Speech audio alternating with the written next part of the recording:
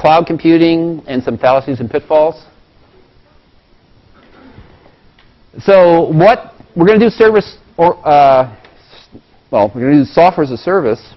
What do we need from the hardware that's going to do it? Well, we need to be able to communicate. We got to get to the software as a service. We're going to need scalability. There's going to be fluctuations in the demand during the day. It's going to vary during the day, and then as new services going to come on, they can get dramatically popular. And it's got to work. It's got to be there. It's 24/7. If you're doing software as a service, if you install the software on your laptop, you get the laptop, you turn it on, it works.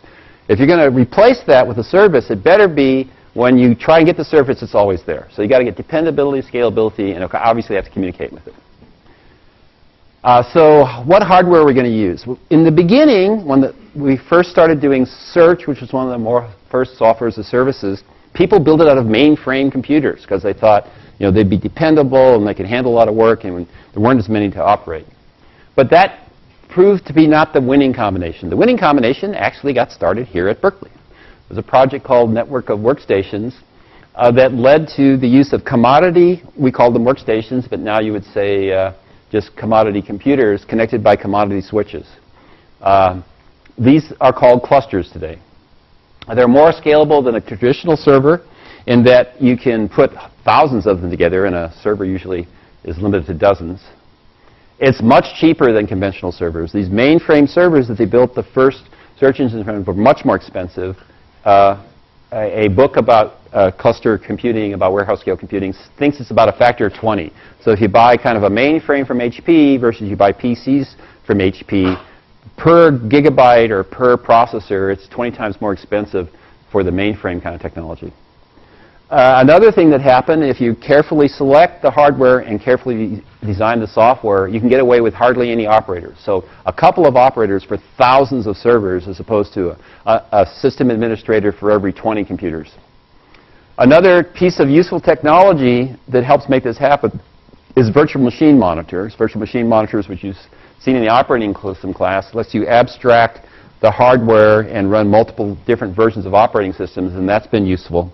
And then finally, because the hardware is so much cheaper, you could have a lot more copies of the hardware, and that's how they get redundancy. Rather than gold-plated mainframe hardware, which will still fail if you have a lot of them, well, it's going to fail anyways. We'll buy the cheap stuff, and we'll just have more redundancy to overcome the fact that the cheap stuff might fail more. But that's the hardware that people use.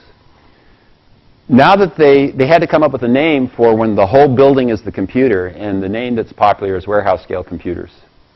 What they found when they started building 100,000 servers, it was a lot cheaper at scale. So when you go to Dell and say, I'd like to buy 100,000 servers, you don't have to pay the list price. You get a big deal. When you go to AT&T and say, I want to get 10 gigabits per second of bandwidth, you're going to get a much better deal than if you ask for a megabit at a time. So what they found at economies of scale, and then when they were building the power distribution units and they were cooling these things, wow, at scale it was cheaper per unit, and significantly. Some documents have factors of 3 to 7 or 8. Another thing that people notice compared to smaller data centers like we have in this campus is they're underutilized. Commonly, the average would be only 10 or 20% utilized for these smaller data centers. So the idea look, it's going to be a lot cheaper. Our costs are less than these small data centers, and they're not all that utilized. We could make money if we made our time available in our equipment, and we just charge people for when they use it. So they only have to pay for it when they use it. But if we could get lots of users, we could amortize our big investment, our $200 million investment in our warehouse scale computer.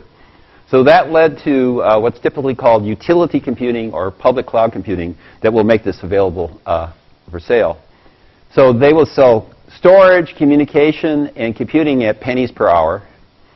And the other thing that's striking is there's no premium to scale. You say, I would like one computer for 1,000 hours, that's fine. I'd like 1,000 computers for 1 hour, same price, right? So you can have gigantic, some of the world's biggest systems you can do, and you can rent it at pennies per hour. And how do they make money? Because at scale, it's so much cheaper that if you were to do it yourself, you'd probably pay more money. It gives you the illusion of infinite scalability. So boy, I don't know if I want 100 servers or 1,000 servers or 10,000. Don't worry your pretty little head. The utility provider will handle that problem for you. You don't have to, you're your startup company, have to decide that. And the leading examples are Amazon Web Services. You'll be using that in this class, and others are Google App Engine and Microsoft Azure. So what do I mean by inexpensive? This is the prices as of today, and you notice that Amazon offers whatever it is, a dozen different size things. The one at the top is the one they got famous for, is now 8.5 cents per hour. You get about 1.7 gigabytes of memory and 160 gigabytes of disk. It's a 32-bit address space. But you can see it goes all the way from 8.5 cents an hour to $2.40 an hour. And at $2.40 per hour, you can get one with 64 gigabytes of memory and 1.7 terabytes of disk space and lots of cores and things like that. So there's a whole menu you can pick from what you want to use, but you only have to pay per hour. You don't have to keep using it. So what does this mean? So what's the implications of this? A couple thought-provoking things. There's something called the Top 500 Supercomputer Competition, where they see who's got the fastest computers in the world for running a benchmark. Amazon put together 290 of the bottom row one, the biggest ones that were there, and they were able to calculate that at 240 teraflops. So where'd that place them? That made them 42nd in the world, the 42nd fastest computer in the world, at $700 per hour, right? Which is pretty remarkable. And so what part of this service is with just a credit card, you don't have to sign a contract, you can go in and rent the fastest computer in the world, or the 42nd fastest computer in the world at $700 an hour. That's kind of interesting, but what about startup company? So startup company, Farmville, the company Zigna, decided to deploy on Amazon Web Services. Now, prior to Farmville, the most successful game was 5 million users. So as a startup, suppose they had to build a data center. Well, how big a data center would they build? A data center big enough for the biggest one in the world, well, that's pretty optimistic. Maybe we don't want to do that. Maybe we should do a small one. But if we guess wrong, if we build too big a data center, we'll invest too much money in the data center. And if it's not big enough, then customers won't be able to use it. We won't get money. So it's a hard decision to make. So they went with Amazon Web Services. 4 days, they had 1 million users, right? In 2 months, they had 10 million. In 9 months, they had 75 million. So if they'd been calling Dell on the phone and putting stuff in, it would take them 6 months or more to get that. They would have frustrated a lot of people. But Amazon Web Services, they just stuck their credit card there, and hopefully they got income as the users went up, and they were able to just scale with the demand. So what's the impact of all this? All right. How many? You've all heard about the Jeopardy champion Watson, which beat all human beings at Jeopardy, and partly because it could push buttons faster than humans. But anyways, it was also smart. What hardware drove it? They had 90 IBM Power 750 servers, 8 cores per server. It's not the same as the ones at Amazon, but let's pretend it is. So that would be like $200 an hour. So Watson for $200 an hour. So pretty. If you were going to play Jeopardy for $200 an hour, you could have the world champion at your service.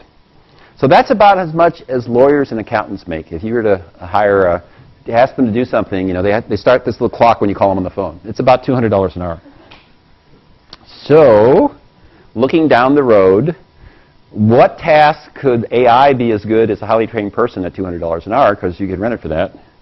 And so, and then what's that going to mean for society, right? If right now, for $200, you could have as much computing power as IBM used, and that's what people get paid, what's the implications of all this? Well, this is something you might want to think about and talk to your friends who are studying to be lawyers or accountants. to warm the cockles of their heart. By the way, in just a couple of years, something's going to happen. A fallacy is something that sounds kind of true, but it's false, right? It's not thinking of things incorrectly. Pitfall is a thing, even when you know it's going to happen, it's going to get you, right? You know there's a danger, it's a pitfall, it happens to us all the time. So if a software project is falling behind schedule, you catch up, you add more people, right? it actually makes it worse, which is certainly ironic. Why could that be true? Well, because it takes, when you add people, first they have to come up to speed. And then, because there's more people, you have more people to communicate, so you spend more of your time communicating. So this was Fred Brooks, which we mentioned last time in this classic book, A Mythical Man Was. Adding manpower to a late software project makes it later, right? So ironically, this is behind. You're going to put a lot more people on it. It makes it worse. What you should do is reduce the project, right? If it's behind, you should reduce what you do, and that fits in really well with the Agile approach, right? This is kind of the more waterfall model, where you're going these big phases and you're trying to do that. With Agile, you're checking every 2 weeks, and you naturally are supposed to, if your user stories are too long, cut back. The pitfall is ignoring the cost of software design. Since it's approximately, I think the danger is, well, it doesn't cost anything to manufacture software, so it doesn't cost anything to remanufacture it, right? What you're ignoring is the cost of software design and test. That does have costs associated with it. So when dealing with customers, they think, well, change is free. It's not true. There's a lot of work to do that. And I can't help but wonder if this same kind of fallacy here, or same pitfall, is since it doesn't cost anything to manufacture, is that the same rationale to private data? I'm not stealing anything. It's free, right? It costs nothing to steal it. So why should I pay for development since manufacturing is free? Okay. Last slide from this chapter is what we call the virtuous triangle here. So we think of this, to build long-lasting software, there are these 3 jewels here that this course is dependent on. And that's why this really interesting time to teach this material and learn this material. First of all, software has been revolutionized to be as a service. Armand and I think this will be every year more and more software will be as that service. And cloud computing is this really interesting infrastructure in the PC era that's going to be able to do it. That's one. Then there's the Agile development model, which was invented independent of all this, right? This is out of frustration with waterfall that came the Agile development model, and it's got this teams and rapid iteration, 2 pizza teams and rapid innovation. It is true that the Agile development model led to, the Ruby language was invented independent of all this, but the Rails framework was tied with the Agile development. So we think of this virtuous triangle of supporting each other, that the link between SaaS computing and Agile is that because you can deploy the application in the cloud, which we'll do in this class, the customer quickly gets to see it, right? So every 2 weeks, they can see it working very easily. We think the tie-in between SaaS computing and highly productive frameworks is that the frameworks have these design patterns. You're going to learn more about design patterns that match the SaaS needs. And this final link at the bottom here is between highly productive frameworks like Rails and Agile development, is they're designed for each other. So what's really different compared to when I learned a kind of a software engineering class is instead of just lecturing or preaching to you, you should be doing this, there's tools that make it easy to do. So it'll feel natural to do the things that we tell you to do because that's what the tools do, rather than, oh, don't start writing code yet. You're going to do test-driven development because you're going to see Cucumber and RSpec, and it'll seem natural that way. So it's a really exciting and powerful set of ideas here.